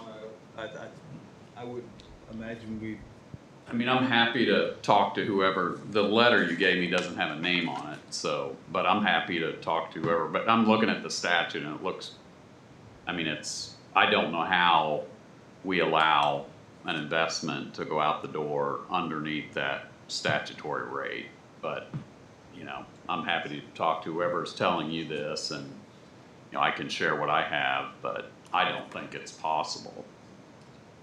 So, and I don't even know if the council would want to do that, you know, the city would forego an investment that meets or exceeds that rate in order to give the money to you underneath that statutory rate. I don't know that that would meet the prudent investor standard. I mean, I get the concept that, well, keeping money local is good, but I mean, I would be concerned of you know, if there's a taxpayer suit against the city saying, look, you know, this isn't the city's money, this is the public's money, and for years, you invested it with a local bank below the statutory rate. That would concern me from a legal standpoint. Can I address, please? Sure. So I guess the interpretation can be confusing, but the state board put it on their website to clarify that, okay? And that was This paper? yes, that was on the state treasurer's website with the Money Investment Board. And so, but going back to, if you look at the statute, would you interpret that if it's not hit, that it goes to alternative investments? The alternative investments doesn't say that it has to hit that rate. It says nothing about that. So it could be lower if it goes to it could go to an alternative investment that's lower. Theoretically, it could. Think so. I mean, we would be violating the local first look concept by doing that. So, well, I think you're violating the local first look concept by not letting any of the other funds be bid on to begin with. But for many, many years, that statutory rate was next to 0.25. We and Great American, I believe, both were paying several times that statutory rate, okay? Just because we wanted the funds.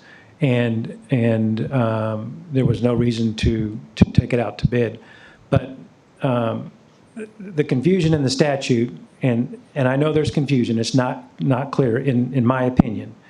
But that particular, from the website, I think they're trying to clarify that. There needs to be some work on the statute, and that will be worked on. Let's get past, I still think you have the right to invest funds locally, okay? What's the benefit? Below the rate, below the investment rate. Absolutely. Okay, and I don't think you can do that, but. Well, that's something that I guess that needs to be discussed. My other question, though, locally, if we're 10 basis points off of whatever it might be, so is it beneficial to move it to New York funds, agencies, that's never going to touch this community? Or is it beneficial to leave it in this community where it's going to be reinvested and tax bases will be increased, businesses will be increased? Those are the kinds of decisions I think we need to look at. And I'm just looking at it from a legal standpoint. I'm not trying to weigh in on, you know, whether, I'm just trying to make sure we're in compliance with the statute. Sure.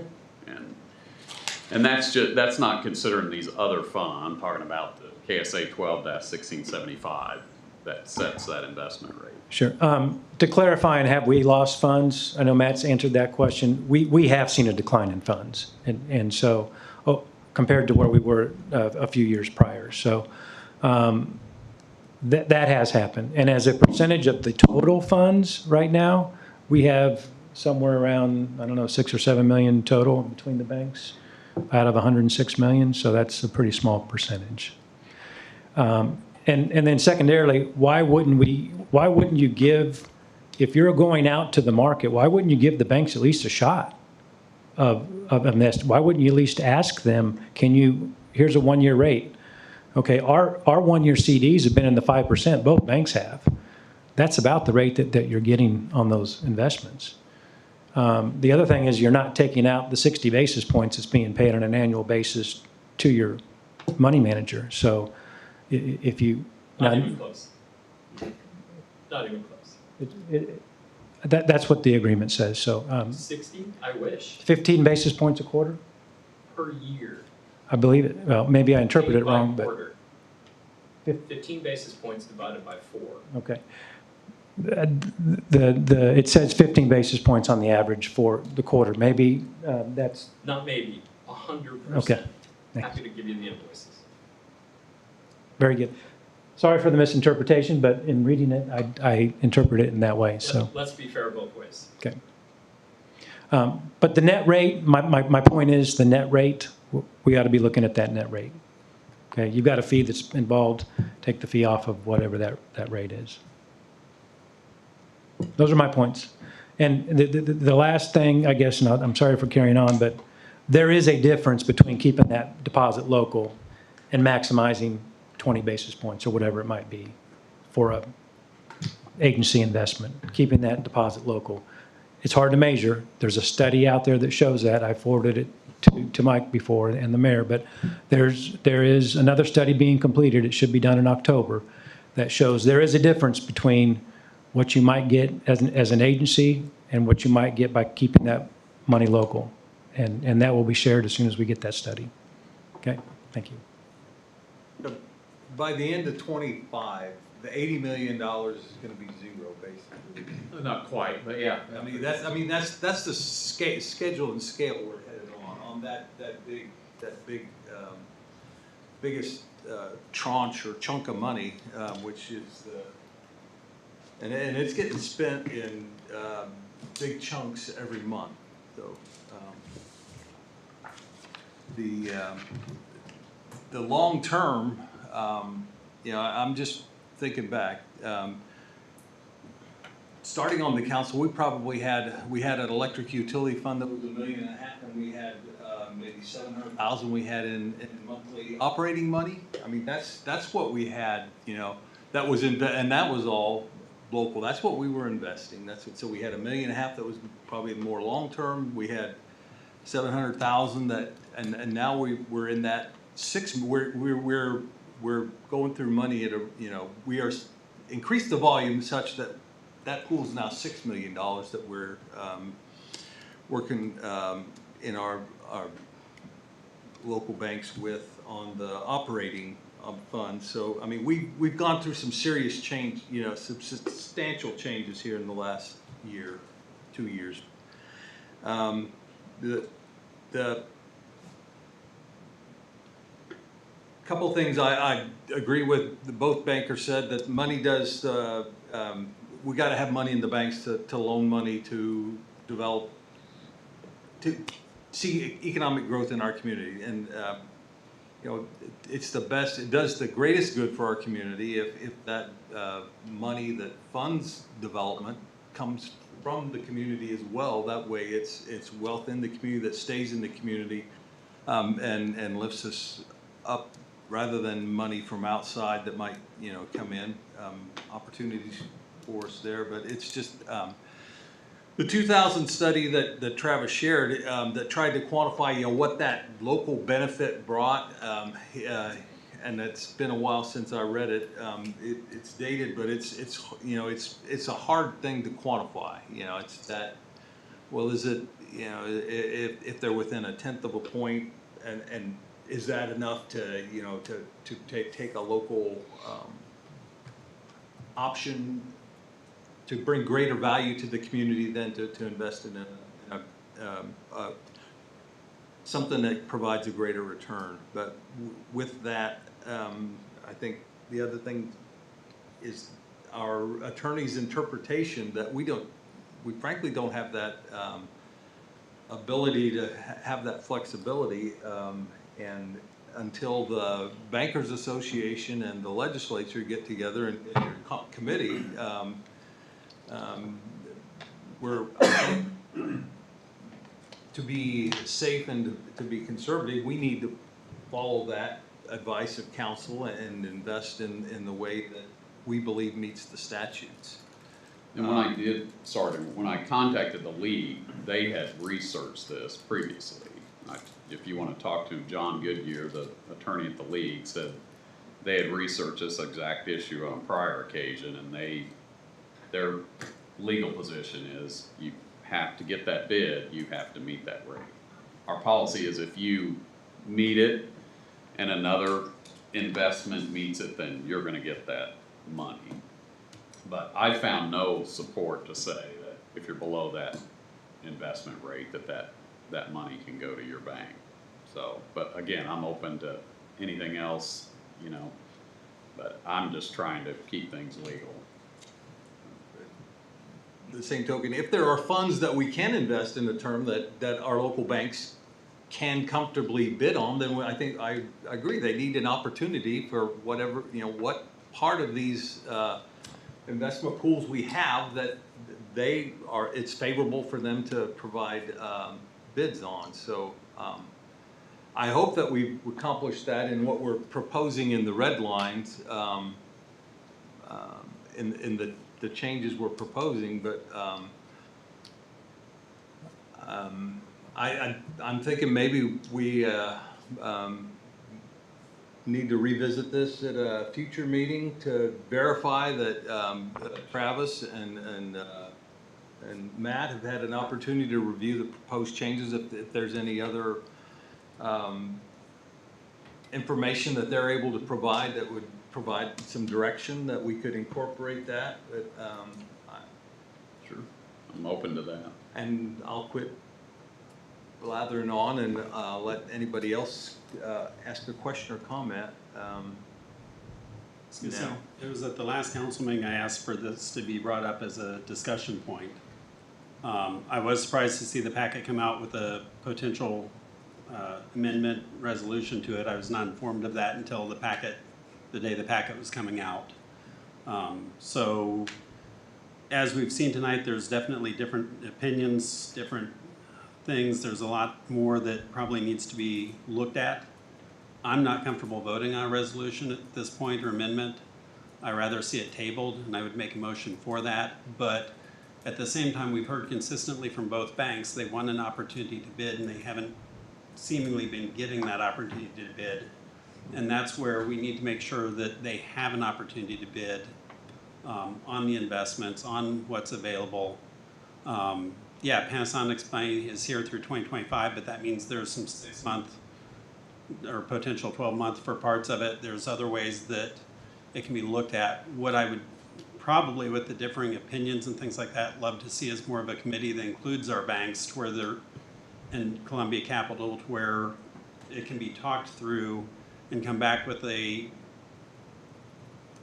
option that has included hearing very clearly from both sides, and maybe even wait till come back after we see what the Kansas legislature may do.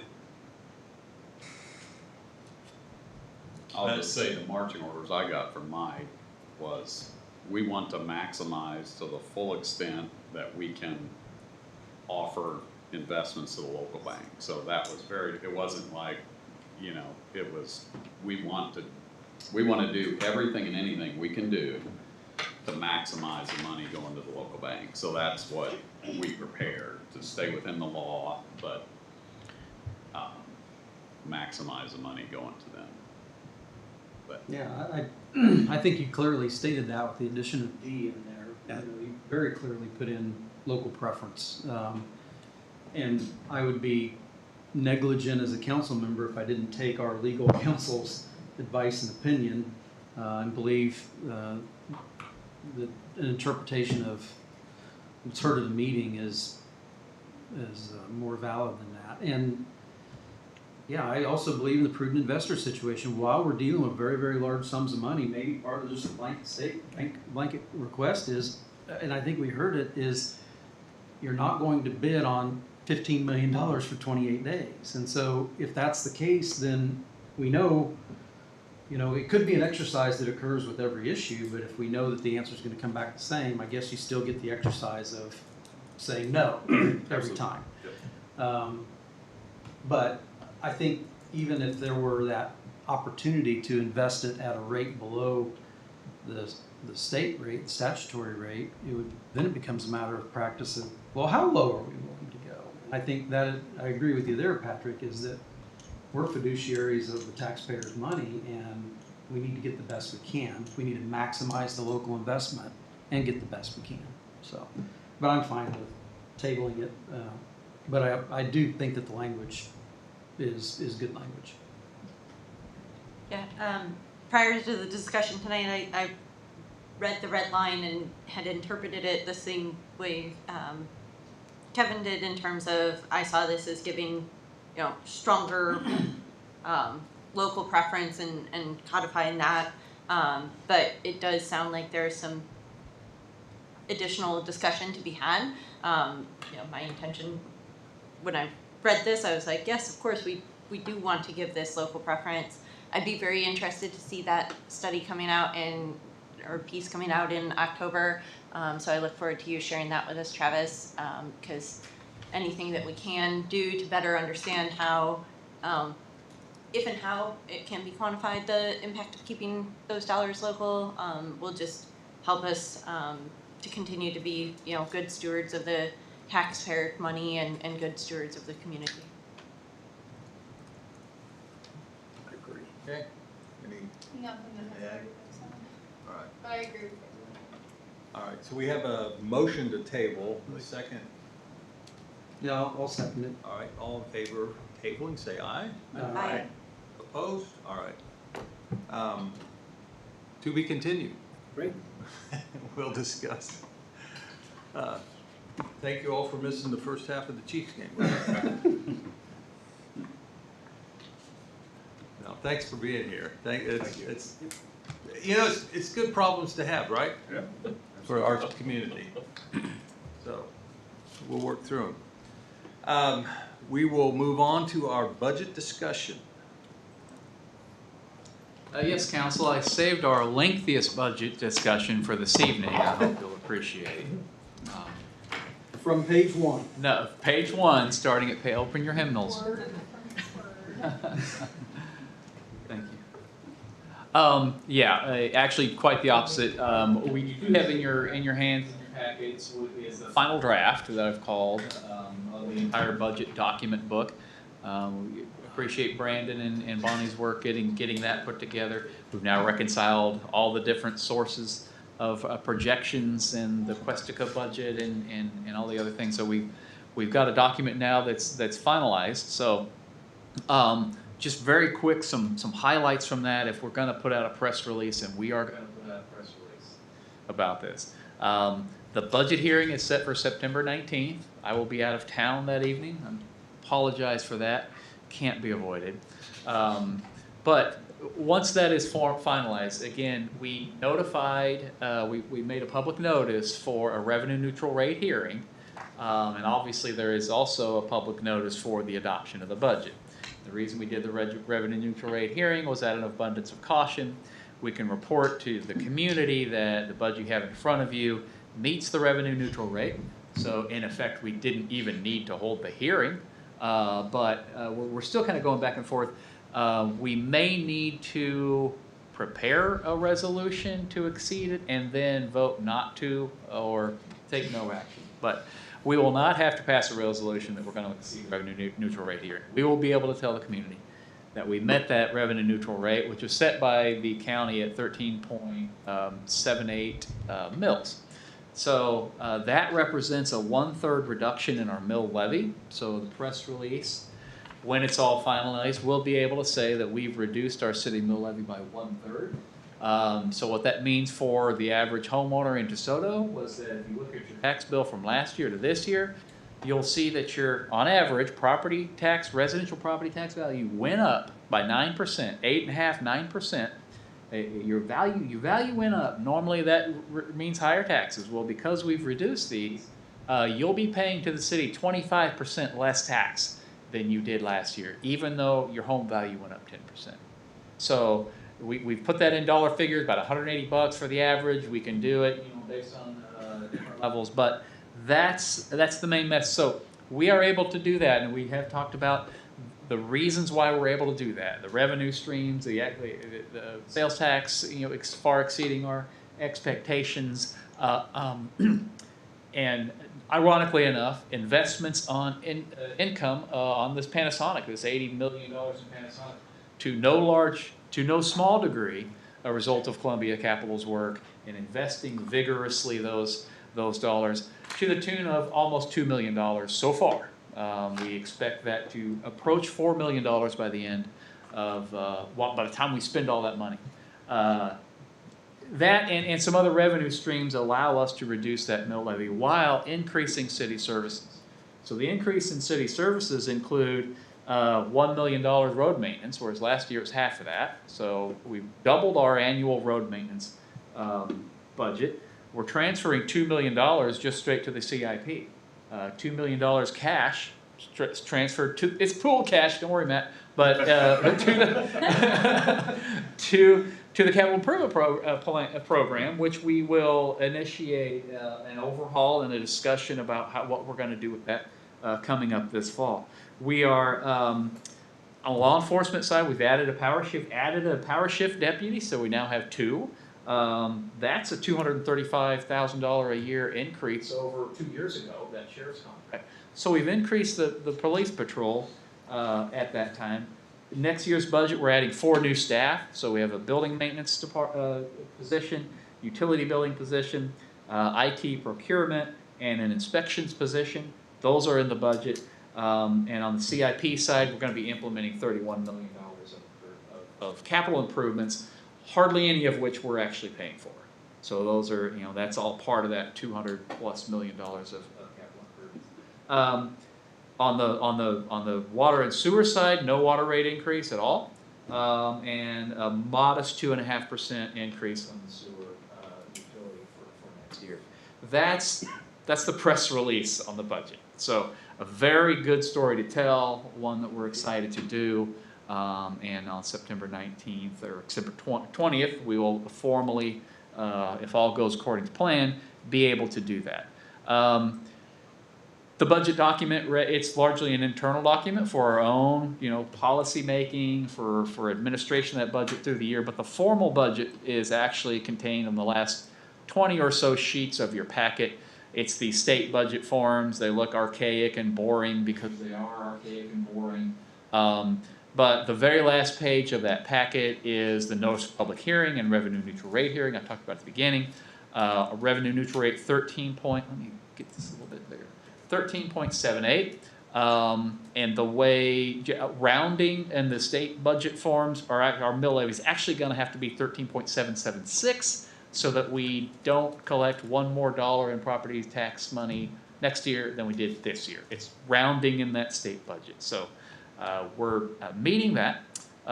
When we do finalize it, the council all has to acknowledge your approval of the budget by signing the first page of those state budget forms.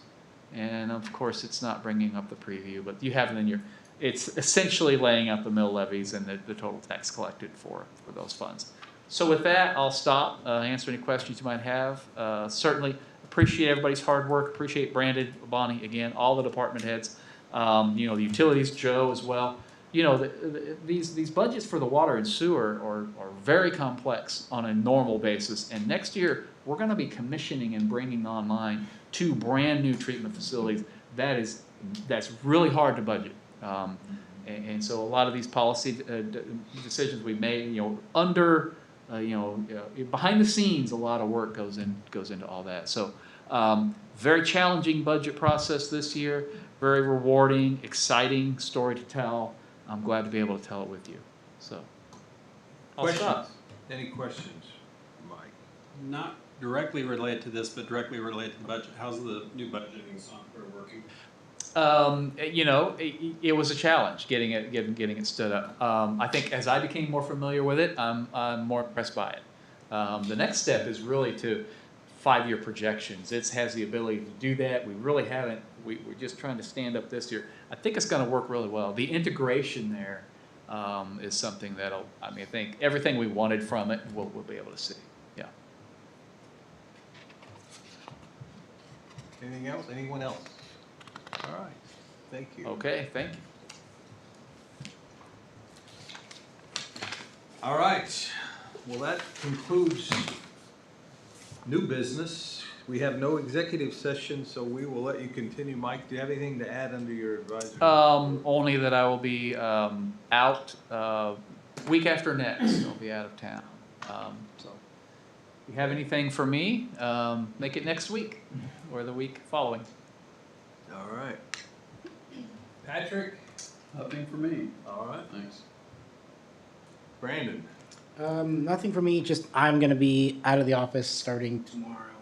And I will be back on the 17th. So if you need something city clerk related, the deputy city clerk Edgar is well versed and can handle it. Yes. And if not, I'll come back and I'll fix it when I get back. Okay. Enjoy your trip to paradise. Thank you. Going to Branson? I didn't know. All right. I think that's it for everybody that might be here on that side, so we'll go with council comments. Danny, anything for the group? Nothing tonight, Mayor, thank All you. right.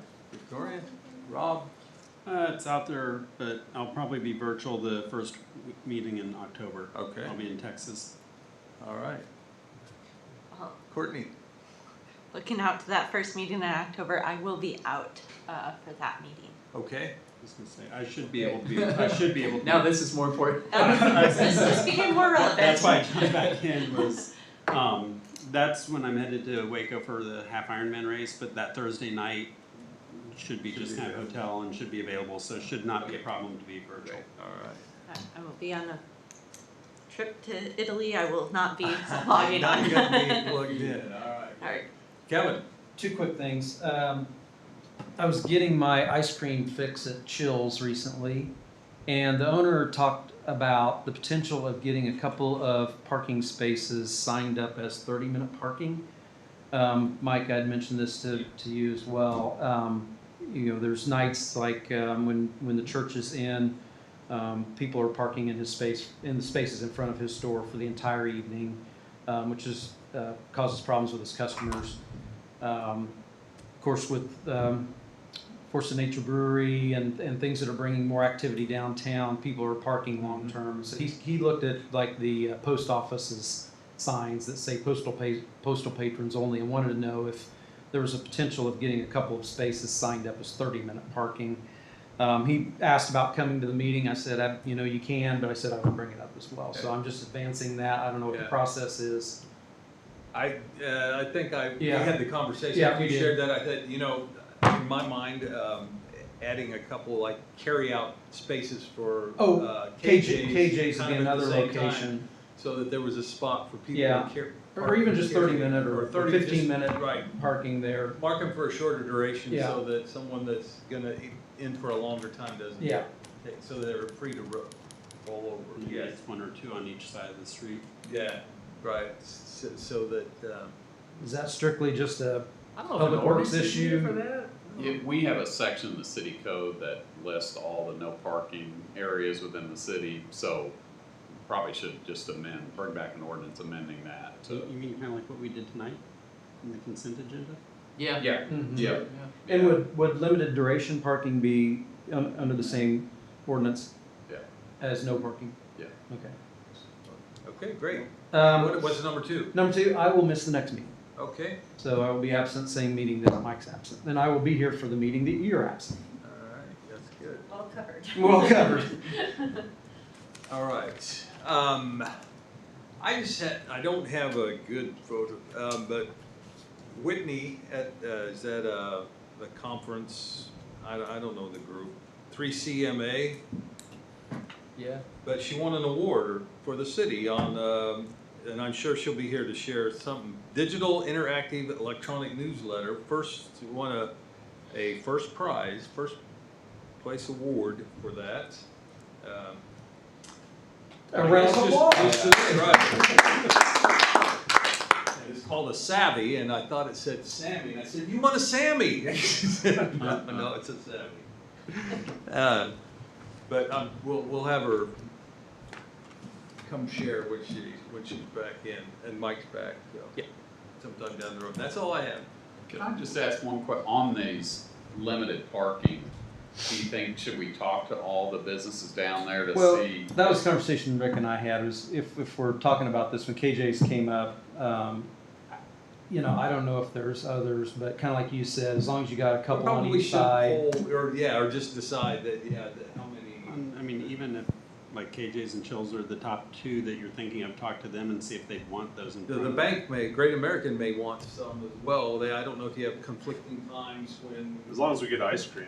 Yeah, or beer, right? When Force of Nature's running, they might take. Yeah, well, you know, we could put it in the Chamber of Commerce's hands. Yeah. And why don't we throw this back to Tim Holverson and say, hey, you're the chamber guy, you're the business rep. Find out what What they would need the- down what would there, the and chamber we'll say? figure out what, and we'll make it so. Yeah, what would the chamber say? Yeah. I don't think we've run short, because we've got that parking lot on the side and Yeah. in the back as well. Right. And like Reach is on Sunday, and Force of Nature and KJ's, when they're busy, it's usually in the evening. Right. And you're Sometimes, not- sometimes you get a lunch rush, but Yeah. I don't think we've ever run into an Okay. issue. I'm not even sure that we're open the same time as Chills, so they're parking down on that side anyways, if we're full in front of the bank. But thanks for asking. Sure. All right. I'll make a motion to adjourn. Second. All in favor, say aye. Aye. Opposed, we're adjourned. Have a good one, Brandon. Thank you. 8:58.